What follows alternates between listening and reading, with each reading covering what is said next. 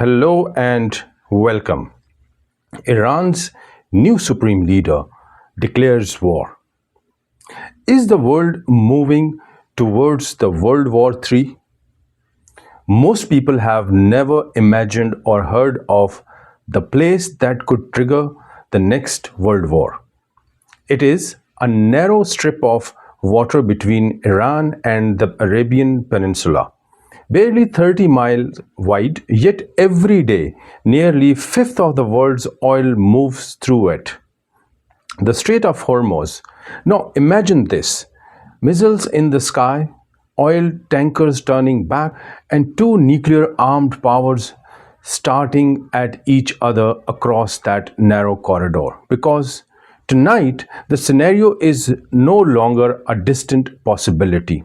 Iran's new supreme leader has just issued a warning that could push this already volatile region into a far more dangerous phase. A phase where one mistake, one missile, one miscalculation could ignite something the world has not seen since 1945. The question is no longer whether the Middle East is entering another war. The question is whether this one could pull the entire world into it. I have spent nearly 2 decades working in newsrooms and research rooms trying to understand how conflict really unfolds behind the headlines. And sometimes the small signals tell you more than the big speeches. This is In Focus with Dr. Adeel. Something extraordinary just happened in Iran. The country's new supreme leader delivered his first major message since assuming the power. It was not a diplomatic appeal. It was not a signal of compromise. It was a warning. Speaking on Iranian state television, he called on Iranians to unite and promised that what he called the martyrs of Iran would be avenged. Then he delivered a message directed straight at Washington and its allies. All American military bases in the Persian Gulf, he said, must close immediately. Otherwise, they will continue to be attacked. And then came the statement that sent shockwaves through energy markets and military planners alike. Iran intends to keep the Strait of Hormuz closed. For most people watching the news, that may sound like just another headline, but if you live in United States, Europe, or anywhere connected to the global economy, the consequences could land very close to your home, because nearly 20% of the world's oil supply passes through that narrow waterway. Close it, and you are not just escalating a regional conflict. You're asking entire global system to go down. And this is where the story becomes even more dangerous for everyone, because the military confrontation around Iran is no longer a simple regional war. It has the ingredients of something far bigger. Meanwhile, in Washington, the message is very different. President Trump has suggested that the United States has already won this war. But when you look at what is actually happening on the ground, that claim becomes difficult to understand. So currently, missiles continue to fly. Iran continues launching airstrikes through missiles. Iran continues also hitting with drones. American forces remain deeply engaged across the region. So the obvious question becomes this: what exactly does victory look like? Is the goal regime change in Tehran? Is it the destruction of Iran's military capability, or is it something less clearly defined, something more symbolic? History offers a warning here. When wars begin without clearly defined political objectives, they tend to expand, and they tend to last much longer than anyone initially expected. The United States learned that lesson in Vietnam. It learned it again in Iraq. And now the risk is that the same pattern may be repeating itself in a new and far more dangerous geopolitical environment. But the real danger is not just the war itself. The real danger is who else might be pulled into it. That's the question. Right now, the Middle East is becoming a web of overlapping conflicts. Persian Gulf states host American military bases. From Iran's perspective, those bases are legitimate targets. That means any escalation between Tehran and Washington immediately risks drawing in multiple countries. At the same time, the United States is deeply involved in the war between Russia and Ukraine, and tension between major powers are already running very high. Now, pause for a moment and think about what happens when several regional conflicts start connecting to each other. History gives us an answer. That is exactly how world wars begin, not through a single dramatic declaration, but through overlapping crises. All it takes is one miscalculation, one missile landing in the wrong place, one moment when a military commander decides retaliation cannot wait.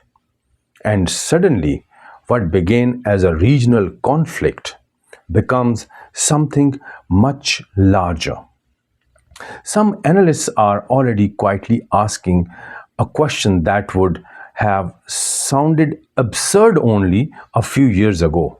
What if we are witnessing the early stages of a global war?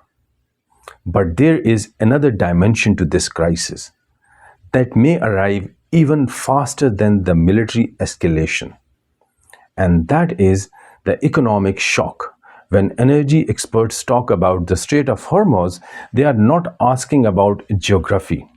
They are talking about the central artery of the global oil market.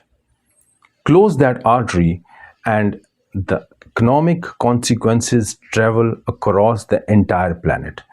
The International Energy Agency has already warned that disruptions in the region could trigger the worst energy supply crisis in modern history. We have seen version of this before. In the 1970s, oil shocks triggered massive inflation across Western economies. Gasoline shortages spread across the United States. That's not a very old phenomenon. Economic growth also collapsed. Now, for all of you, imagine something even more disruptive. A lot of reports suggest that only selective oil tankers are currently passing through the Strait of Hormuz. Chinese tankers, some Pakistani, and some Indians. But overall, global supply is tightening. And when oil supply tightens, everything becomes more expensive. Fuel, food, transportation, even electricity. So everything becomes expensive. Wars in Middle East rarely stays in the Middle East. We all know that. They travel through the global economy, and eventually they reach ordinary households, your households, and people living 1,000 miles away. But while the economic consequences are serious, the military strategy behind Iran's response may be even more significant. Iran is not attempting to defeat the United States in a conventional military confrontation. Instead, what it is doing, it appears to be using what military analysts call asymmetric warfare. Rather than attacking the strongest points of its opponent, it attacks the system surrounding it. Energy infrastructure, shipping routes, allied bases, economic choke points. The goal is not to win a quick military victory. The goal is to raise the cost of war until the opposing coalition begins to fracture. Iranian leaders often frame this strategy in historical terms. They They point to the 1953 coup that removed Prime Minister Mohammad Mossadegh after tensions with Western powers over oil nationalization. They point to devastating war with Iraq during the 1980s. They point to decades of sanctions, covert operations, and assassinations. In that narrative, the current conflict is not a sudden crisis.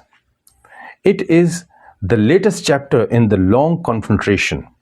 But while leaders debate strategy and history, civilians are paying the price, a heavy price. War always looks different when you step away from strategy maps and political speeches, because behind every airstrike, there are real people, real homes, real families. There are children, there are relationships.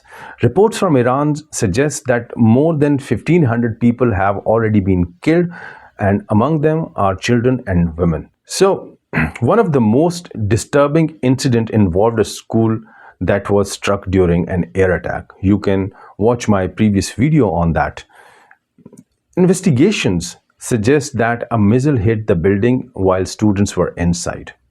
So it killed more than 110 girls in that school. So that is the most uncomfortable part. Are civilian deaths becoming normalized in the modern warfare? If we talk about Gaza or Lebanon or Iran, the images of destroyed neighborhoods and grieving families have become disturbingly familiar. And when violence becomes familiar, the world sometimes begins to look away. But there is one final danger hanging over this entire crisis, and a lot of people are talking about that danger. A danger that changes everything. Both the United States and Israel possesses nuclear weapons. Iran has long been accused of pursuing nuclear capabilities of its own. And when nuclear armed states enter a direct confrontation, the rules of war change dramatically. Even a limited nuclear strike would trigger consequences that are almost impossible to control. Escalation, retaliation, and top of that, alliances activation, and suddenly a regional conflict becomes a global catastrophe. This is why many analysts are now warning that the real risk is not just another Middle Eastern war. The real risk is that the chain reaction of this conflict could push the world towards something far more dangerous, a war between major powers. A war historians would eventually call it World War III. So, right now, the world stands at a fragile moment. A closed oil choke point, multiple countries exchanging missile strikes, and nuclear powers watching each other closely. Whether this crisis stops here or expands into something far more destructive will depend on decisions made in the coming weeks.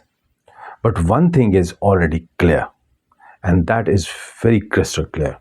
The Middle East is once again at the center of a geopolitical storm whose consequences could reach far beyond the region. And the rest of the world is now watching very carefully. Thank you very much. You are watching In Focus with Dr. Adeel.